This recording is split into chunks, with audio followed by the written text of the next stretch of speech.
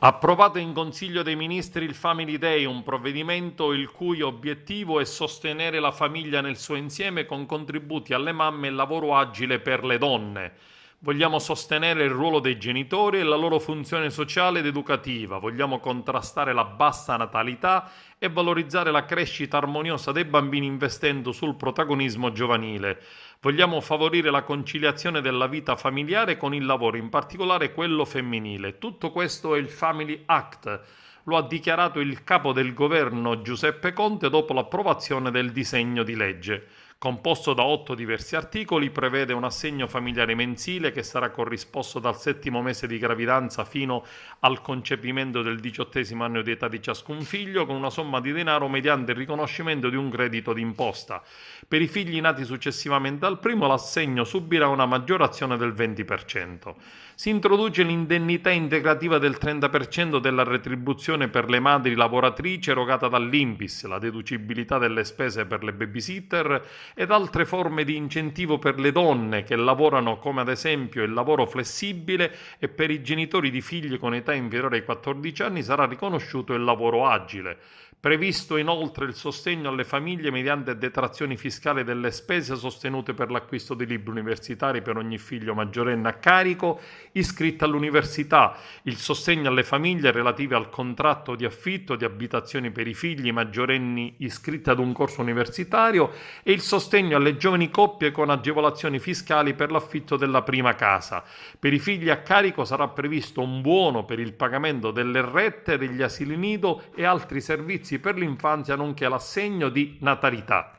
Per il sostegno e la valorizzazione della famiglia, il Family Act, sono misure per sostenere la genitorialità, la funzione sociale e educativa delle famiglie, per contrastare un grosso problema che stiamo riscontrando in Italia negli ultimi anni, la denatalità, per valorizzare ancor più la crescita armoniosa delle nostre bambine, dei nostri bambini, dei giovani, e per favorire la conciliazione della vita familiare con il lavoro, in particolare quello femminile.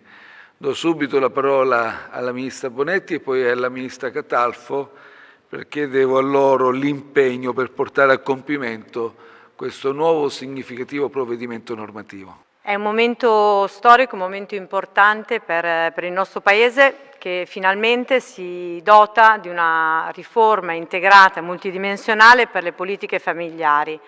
Per la prima volta c'è un investimento di un governo su una riforma ampia, strutturale, che vede nelle famiglie del nostro Paese soggetti capaci di contribuire e di dare una prospettiva di futuro a tutta la nostra comunità.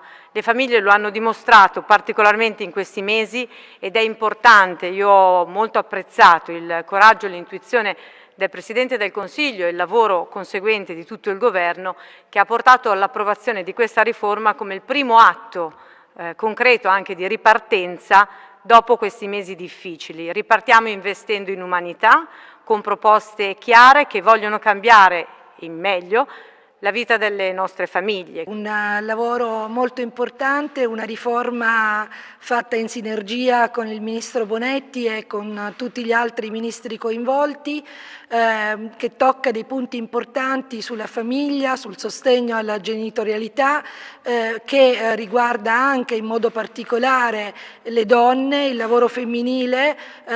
Con questa riforma si intende incentivare il lavoro delle donne. Sappiamo che sono tante le donne inattive, tante le donne che non riescono sempre a mantenere il loro posto di lavoro e a continuare a lavorare, a volte sono costrette a lasciare il luogo di lavoro, quindi degli incentivi importanti per rafforzare il ruolo delle donne nel contesto lavorativo, anche nel Mezzogiorno. Per questo c'è stato un lavoro importante anche con il Ministro Provenzano e quindi un lavoro importante che abbiamo fatto tutti insieme come Governo, ma appunto, come ha sottolineato il Ministro Bonetti, anche con il Parlamento, attraverso, lo faremo e continueremo a farlo, anche attraverso il disegno di legge del Rio.